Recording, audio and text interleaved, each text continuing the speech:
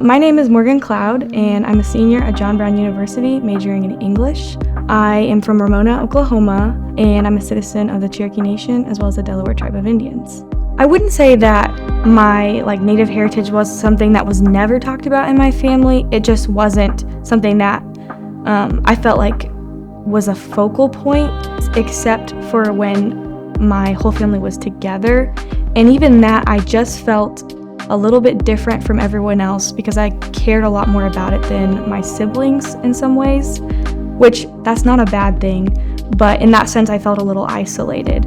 And I remember getting to JBU and talking to my professors and my friends, and there was no judgment, and it wasn't this weird thing. It was just a cool thing and something about me. And so I felt more freedom here to just embrace it in a new way. I came to JBU a little bit apprehensively, not really sure what I wanted to do. I thought I wanted to do journalism, but I wasn't really stuck with that.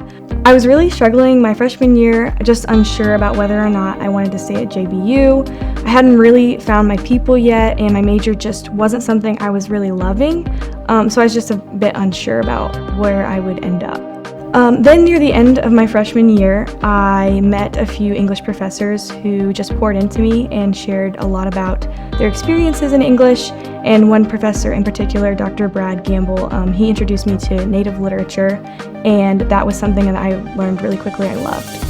He took an independent study with me, and we spent time just learning about it, and I just began to realize that I did belong in the English department.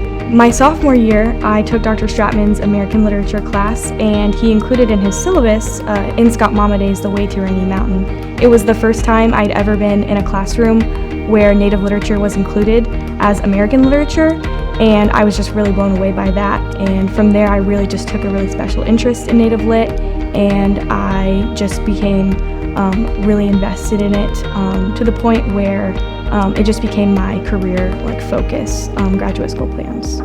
Along the way, I applied to be an RA in Mayfield, so I was an RA my sophomore year, and I really just found a community of people there that were just awesome, and they became some of my best friends. The idea of just being able to be who I am completely in JBU has made it really a big home for me. I feel connected to the people more than just the places.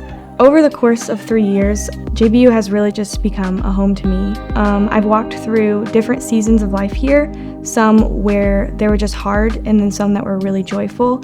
And in every circumstance, I've had friends and professors and faculty just kind of surround me with support, championing me when I've accomplished really great things, and kind of just sitting with me when I just felt like it was not the place for me. I realized that it was the place for me through people who made it really clear that they wanted me to be here.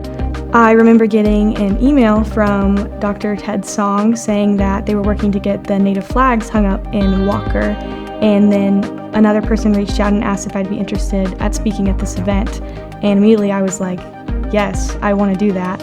That was just a good day for me. It was a good day to just celebrate what I have been working so hard to tell people about, working so hard to share with people, and then also meet other students on campus who were impacted by it and connect with them. Without the community and support I found in the faculty and friends here, none of these things would have happened. I am confident in who Christ has made me to be, and JBU really has only brought more clarity and peace and direction to who I am and what I'm called to, and more clarity and peace in what I know to be true about God and myself and the world.